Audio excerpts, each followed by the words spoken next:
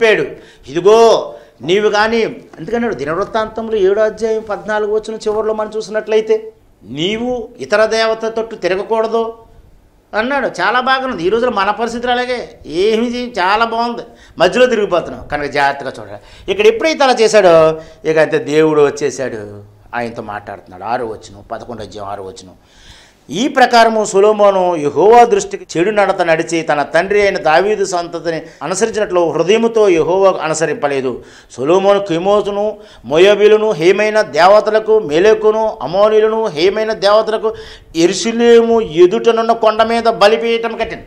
మళ్ళీ ఎక్కడండి? ఆపోజిటే, ఎక్కడో కదండి, యెరూషలేము కొండ మీద ఇంకొక కొండ ఎదురుగా ఆపోజిట్ ఉందండి. కావాలంటే ఇక్కడ నేను చూడండి, ఒక విగ్రహ సంబంధమైనటువంటి ఆ గోల్డ్ టెంపుల్ ఒకటి ఉంది, అది సొలొమోను మహారాజు కట్టిందనమాట. అంటే దేవుడు చెప్పింది 3 అంతస్తులు కట్టమంటే ఇంకా ఎక్కువ బాబేలు గోపురంలో కట్టాడు చూసారా.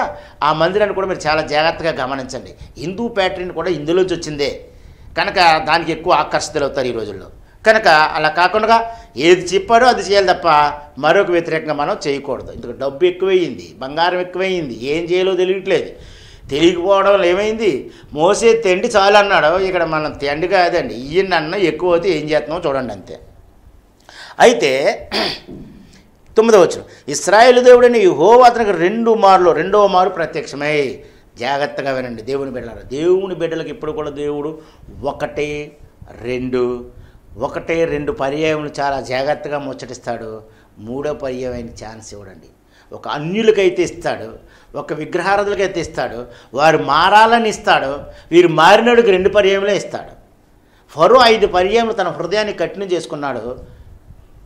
దేవుడే అతన్ని ఇంకొక 5 పర్యాయములు తన హృదయాన్ని కఠినం చేశాడు. కనుక మనం దేవుని బిడ్డలకు 1, 2 నువ్వు మొదట ప్రార్థించినప్పుడు నీకు నాకు దేవుడు మొదట ప్రత్యక్షమైనప్పుడు ఆయన స్వరం వినబడిన తేదీలు ఎవరూ మర్చిపోలేము. అలాగే రెండోసారి కూడా మనం ఆశీర్వదించబడినప్పుడు మరలా ఆయన స్వరం వినబడినప్పుడు మనం ఎవరు కూడా మర్చిపోలేము. కనుక 3వసారి ఆయన ఛాన్స్ ఇవ్వడం, ఆయన తీసేస్తాడు మనం. కనుక ఇశ్రాయేలు దేవుడైన యెహోవా అతనికి 2వ మారు ప్రత్యక్షమై నీవు ఇతర దేవతలను వెంబడి వలదని అతనికి ఆజ్ఞాపించిన సౌలు హృదయమును ఆయన యుద్ధ నుండి తొలగిపోయినే. యెహోవా తనకిచ్చిన ఆజ్ఞను అతను గైకొనకపోగా యెహోవా అతని మీద కోపగించనే అని సెలవిచ్చినదేమగా నేను నీతో చేసిన నా నిబంధన కట్టడలను నీవు అనుసరింపకపోవటం వలన నేను కనుగొని ఉన్నాను అంటున్నాడు ఇక్కడ. నేను నీతో చేసిన నా నిబంధన కట్టడలను నీవు అనుసరింపకపోవట నేను కనుగొని ఉన్నాను. ఈ రాజ్యము నీ కొండగా నిశ్చయముగా తీసివేసి నీ దాసునికి ఇచ్చేదను, అయినను నీ తండ్రి అయిన దావీదు నిమిత్తమును నీ దినముల యందు అన్నాడు. ఇక్కడ ఏమంటే ఇక్కడ ఆయనకి అన్నీ అంటున్నాడు, నేను తెలిసిపోయిందంట, నేను కనుగొని ఉన్నాను కనుక నేను తీసివేస్తాను. నువ్వేం చేస్తున్నావో అవన్నీ నేను చూస్తున్నాను, నేను కనుగొని ఉన్నాను, నీ దాసునికి ఇచ్చేదని అన్నాడు. అక్కడ దాసుని ఏర్పాటు చేస్తాడు. ఈ దాసుడు ఎవరో కాదండి. 1 రాజులు 11:26 యెరోబోము అన్నమాట అండి. యెరోబోము సొలొమోను సేవకుడిని యెరోబోము సహా రాజ్యం మీదకి లేచును. ఇతడు జేరేద సంబంధమైన ఎఫ్రాయిమీయుడైన నెబాతు కుమారుడు, ఇతని తల్లి పేరు జెరహ.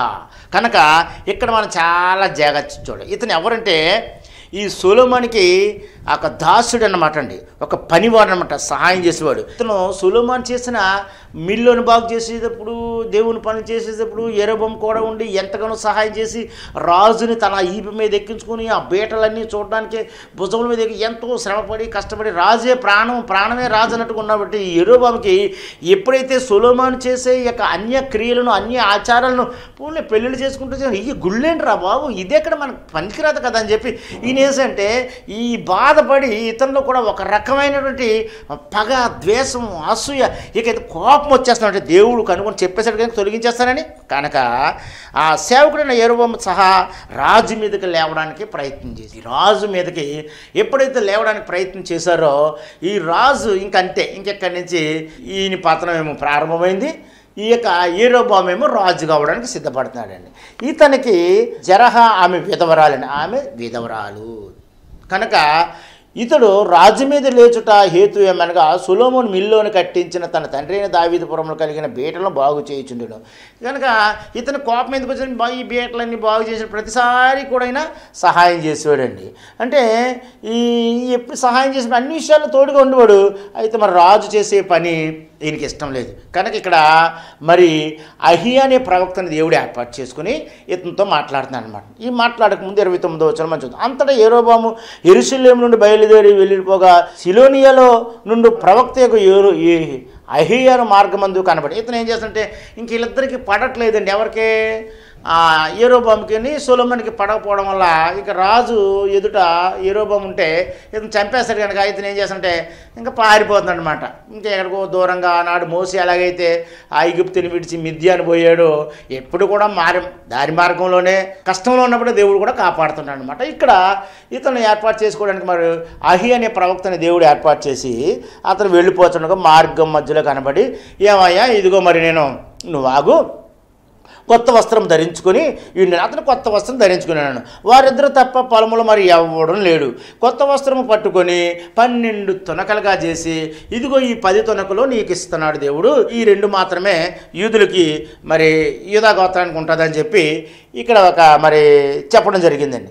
అయితే ఆ తర్వాత 31 ఇశ్రాయేలు దేవుడిని యెహోవా సెలవిచ్చినది ఏమనగా, జనులు నన్ను విడిచి పెట్టి అస్తరోతును సిదోనీయుల దేవతలకును కెమోసుకును ఆ మోయాబీల దేవతలకును మిల్కోను అమ్నోనీయులను దేవతలను మొక్కిరి. సొలొమోను తండ్రి అయిన దావీదు చేసినట్లు నా దృష్టికి యోగ్యమైనదిగా దానిగా అతను చేయలేదు. నా కట్టలో నా వీధులను అనుసరింపక నేను ఏర్పరచుకునే మార్గంలో నడవకై ఉన్నాను గనక సొలొమోను చేతిలో నుండి రాజ్యమును కొట్టివేసి 10 గోత్రములు నీకు ఇచ్చేదను. అయితే నా సేవకుడైన దావీదు నిమిత్తమును నేను యెరూషలేము పట్టణమును కోరుకుంటున్నందున ఇశ్రాయేలు గోత్రముల నుండి వారికి ఒక గోత్రమును ఉండనిత్తును. ఇక్కడ ఈయన ఏం చేస్తానంటే దేవుడు ఇప్పుడు అన్యాయస్తుడు కాదండి. ఇక్కడ ఖచ్చితంగా చెప్పేస్తున్నాడు. ఎందుకు తీసివేస్తానంటే ఇక్కడ విగ్రహ సంబంధమైన వాటిని వాళ్ళ అస్తరోతును సిదోనీయులను కెమోసు వారును మోయాబీయులకును మిల్కోములకును అమోనీయులకు దేవతలు మొక్కిరి. కనుక ఈ చేసినందుకు నేను నా నిబంధనలు అనుసరించలేదు కాబట్టి దారంట పోయే ఈ దానికి ఏం చేస్తున్నాడండి ఈయన యెహోవా దేవుడు కట్టబెట్టేస్తున్నాడండి. ఇదిగో ఇతడు ఒక రాజు అవుతాడని తెలీదు, ఇతడు ఒక బానిస, ఒక కూలివాడు, పని చేసేవాడే తప్ప రాజు అవుతాడని అక్కడ అతనికి తెలీదు. అయితే ప్రవక్త ద్వారా దేవుడు ఏం చేస్తాడంటే ఈ యొక్క విగ్రహ సంబంధమైనది ఎప్పుడైతే చేశారో ఈ రోజుల్లో మనం కూడా చూడాలి. ఏదో కొత్త రకాల విగ్రహాలు వచ్చి నువ్వు నేరుగా యేసు రక్తమందు విశ్వసించమ్మా, పరిశుద్ధాత్మ శక్తిని పొందుకోమ్మా, ఆయన గాయములందు విశ్వసించమ్మా, ఆయనలో నిత్యజీవం ఉంది, ఆయన మరణంలో నిత్యజీవం, నీ రక్తంలో పాప క్షమాపణ ఉన్నదని ఎంత చెప్పినా వినకుండా ఈ రోజులో ఏదో క్రొత్తది, ఏదో క్రొత్త దేవత, క్రొత్త దేవుడు, కొత్త భాష, కొత్త మాట, కొత్త భక్తికే వెళ్తున్నావు. అయ్యో నీ కాళ్ళు చేతులు వరుగుతున్నాయి, ఎంత శ్రమ పడుతున్నామో మనం గమనిస్తున్నామా? చివరి రోజులు ఉన్నాం, మనం గమనించాలి కదా. బైబిల్లో ఉందా నువ్వు చెప్పినట్టుగా? నువ్వు అది చూడు ఒక్కసారి. ఇక్కడ లేకపోవడం వల్ల తీసివేశాడు, మరొకరికి ఇచ్చాడు. కనుక ఈ రోజులో కూడా అనేక మంది సొలొమోను మహారాజులాగా ఉంటున్నామేమో మనం పరిశీలిద్దాం. కనుక 10 గోత్రములు ఇచ్చివేశాడు, ఒక గోత్రాన్ని దావీదుకు ఉంచుతానన్నారు. ఇక్కడ మళ్ళీ మనం చూసినట్లయితే 11వ అధ్యాయం చివరిలో చూసినట్లయితే సొలొమోను పాలన 40 సంవత్సరాలు పూర్తయింది. 11వ అధ్యాయము 42 సొలొమోను యెరూషలేమునందు ఇశ్రాయేలు అందరిని ఏలిన కాలము 40 సంవత్సరములు. అంతటా సొలొమోను తన పితరులతో కూడా నిద్రించి తన తండ్రి అయిన దావీదు పురమందు సమాధి చేయబడును. తర్వాత అతని కుమారుడైన రెహబాము అతనికి మారుగా రాజాయను. ఇక్కడికి మరి సొలొమోను గారి యొక్క జీవిత చరిత్ర ముగిసింది. ఇప్పుడు సొలొమోను కుమారుడైన రెహబామునకు పట్టాభిషేకము చేయుటకు ఇశ్రాయేల్ అందరూ షెకెములోకి రాగా రెహబాము షెకెమునకు పోయెను. కనుక వీళ్ళంతా కూడా ఎక్కడున్నారండి? షెకెములో ఉన్నారండి. రెహబాము గారు రాజు అవ్వారు. రాజు అయ్యారు కనుక ఈ రాజు గారిని షెకెములో వాళ్ళంతా కూడా పట్టాభిషేకం చేయడం జరిగింది. ఎందుకంటే రెహబాము పట్టాభిషేకం చేయుటకు ఇశ్రాయేల్ అందరూ షెకెమునకు రాగా రెహబాము షెకెమునకు పోయెను. నెబాతు కుమారుడైన యెరోబాము రాజైన సొలొమోను అతనుండి పారిపోయి ఐగుప్తులో నివాసం చేయుచుండెను. యెరోబాము ఇంకొక ఐగుప్తుల నుండి ఆ సమాచారం రాజ్యాలు విడిపోతున్నాయి. దేవుని బిడ్డలారా, క్రైస్తవులారా, దేవుని సేవకుల వాక్యం వినాలని, గైకొనాలని, ధ్యానించాలని విశ్వాసంతో ఎదురు చూస్తున్న విశ్వాసులారా, దేవుని బిడ్డలారా, ఎక్కడి నుంచి యోధా చరిత్ర ఇశ్రాయేల్ చరిత్ర విడిపోతున్నది కనుక చాలా జాగ్రత్తగా ఈ ఎపిసోడ్లన్నీ జాగ్రత్తగా విన్నట్లయితే మనకు బైబిల్ చాలా సులభంగా అర్థమవుతుంది. మనం ఎన్నిసార్లు చదివినా మనంతటా మనకు అర్థమవుతుంది, కానీ మనం ఒకరు చెప్తూ ఉన్నప్పుడు మన బైబిల్ చూస్తూ ఉన్నప్పుడు అది మనకు చాలా క్షుణ్ణంగా అర్థమవుతుంది. అందుకనే అపోస్తల కార్యంలో మరి నపుంసకుడు రథం మీద వెళ్తున్నప్పుడు మరి అంటున్నట్టుగా ఆయన చదువుతున్నాడు, కానీ ఆయనకి అర్థం అవ్వట్లేదు. అర్థం అవ్వలేనప్పుడు ఫిలిప్పు దేవుని యొక్క ఆత్మతో కొనుక్కోబడి నువ్వు చదువుతున్నా కానీ నీకు అర్థమవుతుందంటే నాకు చెప్పేవారు లేకపోతే నాకు ఎలాగ అర్థమవుతుంది అంటారు. మనం అనేకసార్లు ఒంటరిగా చదువుతాం కానీ మనకు అర్థం అవ్వకపోవచ్చు, కానీ మనకు అర్థం చెప్పేవాళ్ళు ఉన్నప్పుడు చాలా సులభంగా ఉంటుంది. కనుక ఆ విధంగా ఇక్కడ కూడా వాక్యాన్ని అర్థం అవ్వాలంటే దాన్ని బాగా ధ్యానం చేసిన వాళ్ళు ఉండాలి. మరి సుమారు నేనైతే 27 సంవత్సరాల నుంచి నాకు పని దేవుని వాక్యం ధ్యానించడమే. ధ్యానించి ఒక పక్కన చేతి పని చేస్తూ కష్టపడి పని చేస్తూ కార్పెంటరింగ్ పని చేస్తూ ధ్యానిస్తూ చాలా సులభం అండి. ఉదయం 6:30 నుంచి సాయంకాలం 6:30 కష్టపడి పని చేసుకోవడానికి ఏ ఆటంకం లేదు. సాయంకాలం మళ్ళీ రాత్రి 6 గంటల నుంచి ఉదయం 6 గంటల వరకు ఎంతైనా ధ్యానించవచ్చు, ఎంతైనా ప్రార్థించవచ్చు, ఎంతైనా స్తుతించవచ్చు.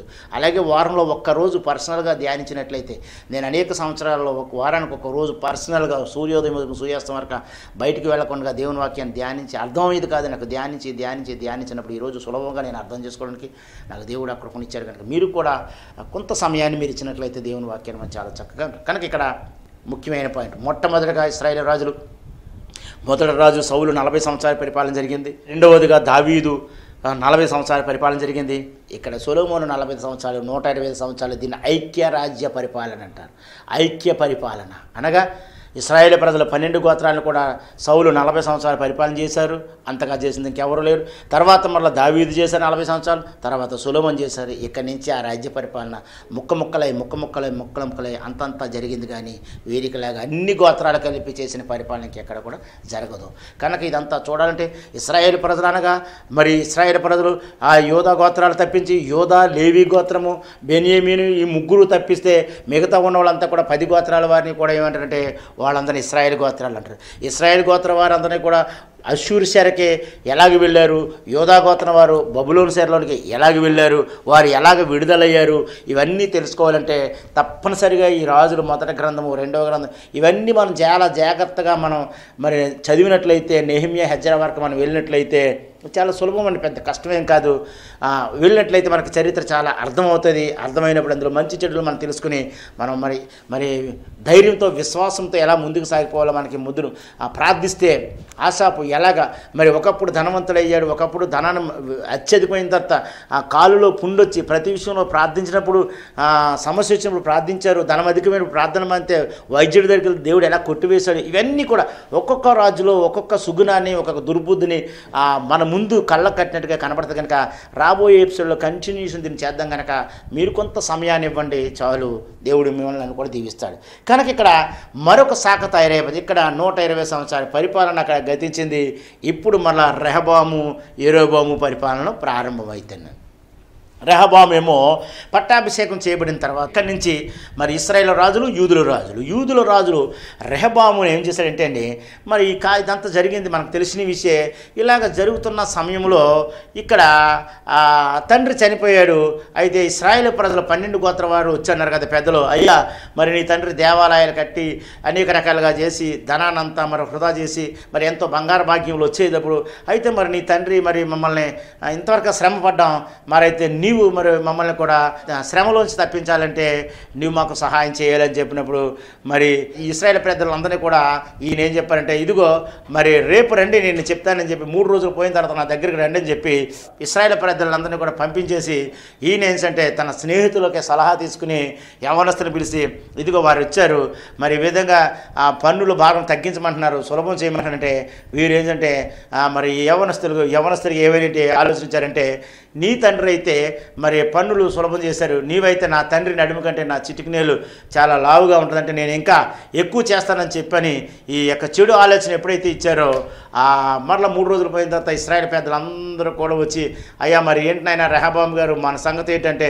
మరి నేను నా తండ్రి యొక్క ఆ చిటికి నేలు కంటే నా బొటనవేలు చాలా పెద్దది, నేను ఇంకా ఎక్కువగా మీకు శిక్ష విధిస్తానని చెప్పి పనులు వేస్తానని చెప్పినప్పుడు వీరంతా కూడా అప్పటి నుంచి ఏం చేశారంటే, అయితే ఓ పంచే ఒకప్పుడు దావీదు గారి కాలంలో ఉన్నప్పుడు అలాగే సౌలు గారి కాలంలో ఉన్నప్పుడు కూడా మరి హెబ్రోన్లో 7 సంవత్సరాలు యూదులను ఏలారు. ఆ తర్వాత మేమంతా కూడా కావాలని వచ్చాం, 33 సంవత్సరాలు ఇశ్రాయేల్ ప్రజలు ఏలారు. ఇప్పుడు మాకు వద్దు, ఇంకా మీ తాత ముత్తాతల పరిపాలనలా లేదు కాబట్టి మరలా మనం మొదట్లాగా విడిపోదామని చెప్పి వారు ఏం చేశారంటే, యెరూషలేం పట్టణంలో దేవాలయం ఉంది కనుక యూదా జనాంగం అంతా కూడా యెరూషలేంలో ఉన్నారు. యూదులు ఎప్పుడైతే ఉన్నారో దేవాలయంలోకి లేవీలు కావాలి కనుక ఆ లేవీలు కూడా యెరూషలేం దేవాలయంలో ఉండవలసి వచ్చింది. అక్కడ ఎవరెవరు అంటే యూదా జనాంగం ఉన్నారు, ఆ తర్వాత లేవీలు కూడా ఒక గోత్రం ఉండవలసి వచ్చింది.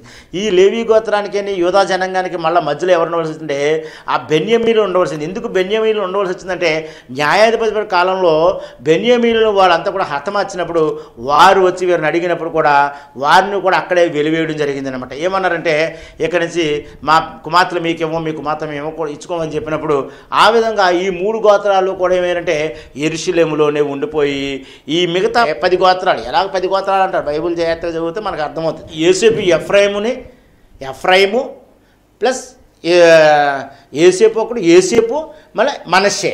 కనుక ఇలా చూస్తే 13 వస్తారు. కనుక ఇక్కడ ఇలా పోయారు, అవి చిన్న గోత్రాలు ఇలాగ. కనుక ఇలాగ ఎప్పుడైతే విడిపోయాయో వీళ్ళు ఏం చేస్తారంటే, యోసేపు ఒక మాట అన్నాడు అండి. ఏమన్నాడు?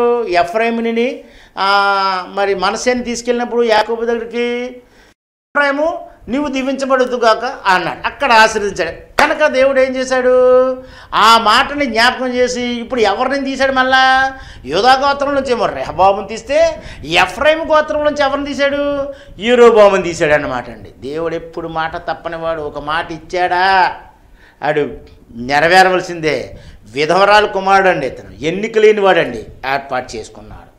ఏర్పాటు చేసుకుంటే ఈ ఐగుప్తు దేశం పారిపోయిన ఇతను మళ్ళీ తీసుకొచ్చారు. వీళ్ళు తీసుకుని వచ్చి, అయ్యా ఇకైతే ఇశ్రాయేల్ అంతా ఆ విధంగా విడిపడి యూదులంతా కూడా ఈ పక్కన రండి అని చెప్పి 12వ అధ్యాయము మనం ఎక్కడ నుంచి అంటే 24వ వచనం నుంచి మనం చూద్దాం.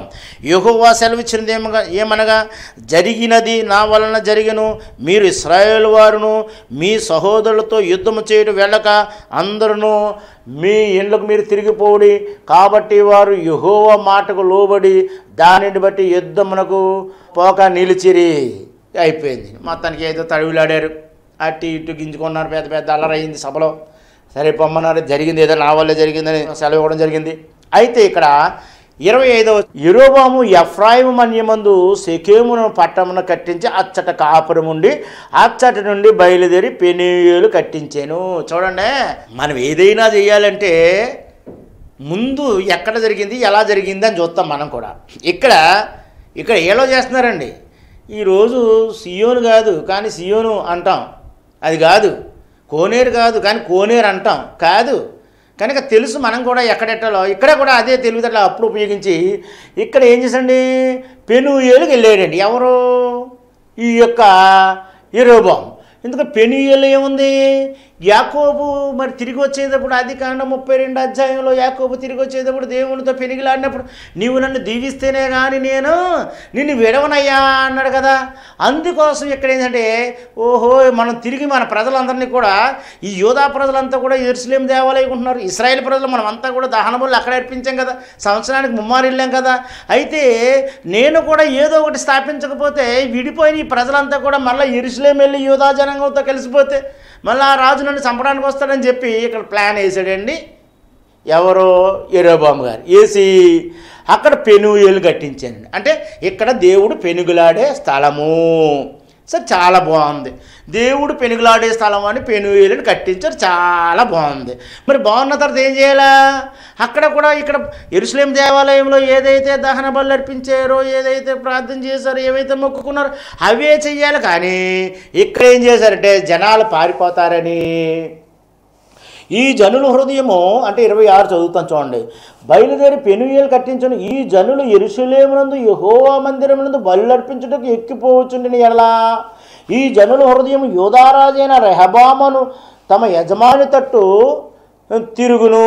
అప్పుడు వారు నన్ను చంపి యూదారాజైన రెహబామును యొద్దకు మరలా చేరుదురు. రాజ్యము మరలా దావీదు సంతతి వారు అగునని యెరొబోము తన హృదయంలో తలంచాడండి. దేవుడు చెప్పమంటే చేసింది కాదండి. చాలామంది మనం కూడా హృదయ తలంపులు ఉంటే చాలు పెట్టేస్తాం. ఆలోచన చేసి, దేవుడు ఆలోచన కాదు ఇది. ఎప్పుడైతే ఆలోచన చేశాడో అడగాలి కదా, నాయన నేనేం చేయనంటే ఆయనే చెప్పినేమో, అడగలేదు ఇక్కడ. అందుకే అంటున్నానండి, దుష్టత్వం పాపం, దుర్మార్గత్వం పాపం, మాటతో మెలితిప్పి మాట్లాడడం పాపం, దురాలోచన పాపం. పాపం అంటే ఏదో అనుకుంటాం కానీ ఇవి మనం మానుకుంటే చాలా మంచిదండి. అయితే ఇక్కడ ఈయన ఏం చేస్తున్నారు, 2 బంగారు దూడలను చేయించి జనులను పిలువనంపించి, యెరూషలేము పోవుటకు మీకు బహు కష్టంగా ఉంటుంది, యెరూషలేము పోవడానికి మీకు చాలా కష్టంగా ఉంటుంది కాబట్టి జనులారా మీరు పని చేద్దాం మనం. ఇదిగో మరి ఇశ్రాయేలారా, ఐగుప్తులను మిమ్మును రప్పించిన మీ దేవుడని యెహోవా అని చెప్పి ఒకటి బేతేలునందును ఒకటి దానునందును ఉంచెను.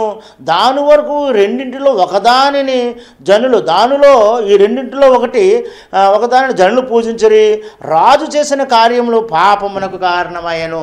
అంటే బేతేలులో ఒకటినండి, దానులో ఒకటి. ఏం చేశారు ఇక్కడ? తర్వాత 31 వచనం ఏం చేస్తుంది, మరియు అతడు ఉన్నత స్థలమును కట్టించి మందిరముగా ఏర్పరిచి లేవీలు కానీ సాధారణమైన వారిలో కొందరు యాజకులుగా నిలిపించాను. కనుక లేవీలు ఎవరుండాలి? యాజకులు ఎవరు ఉండాలి? లేవీలు ఉండాలి. ఈ లేవీలు గోత్రులు కాకుండా వీరేం చేశారంటే సాధారణమైన వారిని ఏర్పాటు చేశాడండి. సాధారణమైన వారిని కొందరు యాజకులుగా నియమించాను. మరియు యెరొబోము యూదాదేశమందు జరుగు ఉత్సవం అంటే ఉత్సవం 8వ మాసమున 15వ దినమున. అంటే జనాలు అనుకుంటున్నారు పాపం ఇప్పుడు కూడా అప్పటికంటే చాలా అమాయకులుగా అయిపోయావండి. 8వ నెల అంటే ఇంగ్లీష్ నెల, ఆగస్టు నెల 14వ తారీఖా? ఇది ఉత్సాహ దినమా? ఇది ఇశ్రాయేలుకా? దేవుని బిడ్డలారా బైబిల్ చదవండి. 8వ నెల అంటే ఆగస్టు నెల కాదండి. ఆశ్వేజ మాసం దాటిన తర్వాత వచ్చేదానిని అక్టోబరు నవంబర్లో ప్రవహించే తుఫాన్లు వస్తాయండి. ఆ నెలలో 14వ తారీఖున వారు ఉత్సాహ పండుగ చేశారు. దానినే పర్ణశాల పండుగ అన్నారండి. ఇప్పుడు మనమేమో రకరకాల పండుగలుగా పెట్టి బైబిల్ బాగా చదివి పండుగ చేస్తే నేను ఎవరిని ఏమన్నాను. ఎందుకంటే ఆ తారీఖులకు వచ్చిన నిజంగా ఒకవేళ నిజమే వాక్యానుసారంగా చేస్తే చాలా సంతోషమే, కానీ నెలలు మార్చేసి తారీఖులు మార్చేసి మనకు నచ్చినవి మనం పెట్టుకుంటే అనేకమైన శ్రమల్లో మనం చిక్కుకుంటాం. దేవుని వాక్యంతో ఆటలాడద్దు. ఇక్కడ జరిగింది 8వ నెలలో. అసలు ఇశ్రాయేలు ప్రజల యొక్క ఆచారం ఏది? 7వ నెలలో. 7వ నెల అంటే ఏం లేనది? యాత్నీ మాసం. యాత్నీ మాసం అంటే ఏంటది? ఆశ్వేజ మాసం తెలుగులో. ఇంగ్లీష్లో ఏం లేకపోతే అక్టోబర్ సెప్టెంబర్కి వస్తుందండి. సెప్టెంబర్లో ఎప్పుడు వస్తుంది? దశమి అండి. దశమి అంటే ముహూర్తాలు చెప్పడం కాదండి, 10వ రోజు. అది మీరు ఎక్కడికో వెళ్ళిపోవద్దు. 10వ రోజు వారు పండగను జరిగించారండి. కనుక ఆ విధంగా అక్కడ 7వ నెల జరిగితే ఇక్కడ ఏం చేశారంటే 8వ నెలలో 2గా చీలిపోయింది. కనుక యెరూషలేము యెరూషలేము పర్వతమైన దేవాలయంలోనేమో 7వ నెలలో ఉత్సవ పండుగ జరుగుతుంటే వీరు దానికి ఎదుర్కొన్న ఒక పెనియేలు, అంటే పెనియేలులో నేమేళ్ళు ఏం చేస్తారంటే ఇశ్రాయేలు ప్రజలు వెళ్ళిపోతారు. ఏమిటంటే అక్కడ ఏం చేశారంటే 8వ నెల 14వ దినాన్ని అక్కడికి వెళ్ళకుండా అక్కడ పండుగ ఇక్కడో పండుగ. మనకు కూడా ఇక్కడ ఒక రకమైన పండుగ, అక్కడ ఒక రకమైన పండుగ. క్రైస్తవులందరికీ ఒకే రకమైన పండుగ ఉండొచ్చు కదా? కాదు, ఇక్కడ ఒక రకమైన పండుగ, అక్కడ ఒక రకమైన పండుగ. ఆలోచించండి ఒక్కసారి, ఆలోచించండి. మనకు ప్రతిరోజు పండుగ దేవుళ్ళు ఉంటే అలాగని మన ప్రత్యేక అక్కడొకటి ఇక్కడొకటి ఎక్కడున్నామో సరైనది ఆలోచించండి. సరే అలా అడగండి పరిశుద్ధాత్మ దేవుని. ఆ రోజు నీకు చెప్తే జరిగింది. ఈరోజు పరిశుద్ధాత్మ దేవ నువ్వు నాకు తెలియచేయను అయినట్టు నీకు స్వయంగా మాట్లాడతాడు. అంత సమీపంగా ఉన్నారు ఆయన. కనుక ఆ విధముగా చేసి ఆ 8వ మాసమున 15వ దినమున జరుగు నిర్ణయించిన బలిపీఠం మీద బలులు అర్పించుచూ వచ్చెను. ఈ ప్రకారము బేతేలునందును తాను చేయించిన దూడలకు బదులుగా అర్పించుచు ఉండెను. మరియు తాను చేయించిన ఉన్నతమైన స్థలములకు యాజకులు బేతేలునందును ఈ ప్రకారమును అతడు చేయించిన దాన్ని 8వ మాసమున 15వ దినమున బేతేలులో తాను చేయించిన బలిపీఠం మీద బలులు అర్పించుచూ వచ్చెను. ఇశ్రాయేలు వారికి ఒక ఉత్సాహం నిర్ణయించును. ధూపం వేయుటకై తానే బలిపీఠం ఎక్కును. బలిపీఠం ఎక్కడానికి కూడా అతనే బలిపీఠం ఎక్కివాడు. కనుక ఇటు విధంగా కాకుండా మరి మన అనేకమైన ఇక్కడి నుంచి చూసినట్లయితే ఆ రాజుల గోత్రాలు ఎలాగైతే విడిపోయాయో, ఇక్కడి నుంచి యెరోబాము ఒక పక్క నుంచి రెహబాము ఎలాగ ప్రార్థిస్తున్నాడు, యెరోబాము ఎలా ప్రార్థన చేస్తున్నాడు రాబోయే ఎపిసోడ్లో మరి ఇశ్రాయేల్ ప్రజలు 19 మంది రాజులను, ఇశ్రాయేల్ 21 రాజులను ఏ విధంగా వారి జీవితాల్లో సరి చేసుకున్నారో, హిజ్కియా గురించి కానీ, యెహోషాపాతు గురించి కానీ, అహాబు గురించి కానీ, అహాబు ఇశ్రాయేల్ రాజు, మరి యెహోషాపాతు యూదుల రాజు, వీరిద్దరూ కూడా మనం విజయం అందుకోవద్దని దేవుడు చెప్తే విజయంకడేమో మరి వీరి అమ్మాయిని వారికిచ్చి, వారి అమ్మాయిని వీరికిచ్చి, వీరిద్దరు కలిపి సిరియా దేశం మీద కయ్యానికి వెళ్తే, కయ్యానికి వెళ్ళినప్పుడు ఎలాగ తప్పించాడో రాబోయే మరి ఎపిసోడ్లో మీరు చాలా జాగ్రత్తగా చూడగలరు. దేవుని వాక్యాన్ని మీరు తెలుసుకోగలరు. దేవుడి మాటలు దీవించగలక కొద్ది నిమిషాలు ప్రార్థన చేద్దాం. దయగల మా తండ్రి, ప్రేమగల మా ప్రభా, ఇదిగో నా తండ్రి, ఈ యొక్క మరి ఎపిసోడ్లో నీ కృపా నీ కనికరం దయ తోడుగుంచి నీ బిడ్డలతో మాట్లాడుటకు, నీ బిడ్డలతో ముచ్చటించుటకు నీవు ఇచ్చిన సమయాన్ని బట్టి నీకు వందనాలు. విను బిడ్డను ప్రతి వారిని దీవించండి, గ్రహించేవారిని వినువారిని జ్ఞాపకం చేసుకుని వారి ప్రతి అవసరం తీర్చండి. మేము ఎలా నడవాలో, మేము ఎలా ప్రవర్తించాలో మా ప్రవర్తన అంతా నీ చేతికి అప్పగించుంటూ నీ కృపలో మమ్మల్ని భద్రపరిచి నీ సన్నిధిగా తోడుగుంచి నాయన మేము అపరాధములు చేసి ఉన్నాం, తెలిసి తెలియని వాటిని చేసి ఉన్నాం కనుక మా అపరాధం మీరు క్షమించి యేసయ్య నీ రక్తంలో కడిగి మమ్మల్ని పవిత్రపరిచి పరిశుద్ధపరిచి నీ కృపలో భద్రపరిచి నీ రాకడలో నీ రాజ్యంలో మేము ఎత్తబడ్డ మీరు మాకు సహాయం చేసి నాయన నీ కృపలో భద్రపరచమని, నీ కృప నీ దయ నీ సన్నిధిగా తోడుగా ఉంచమని యేసు నామమున వేడుకొనుచున్నాను తండ్రి. ఆమేన్, ఆమేన్, ఆమేన్.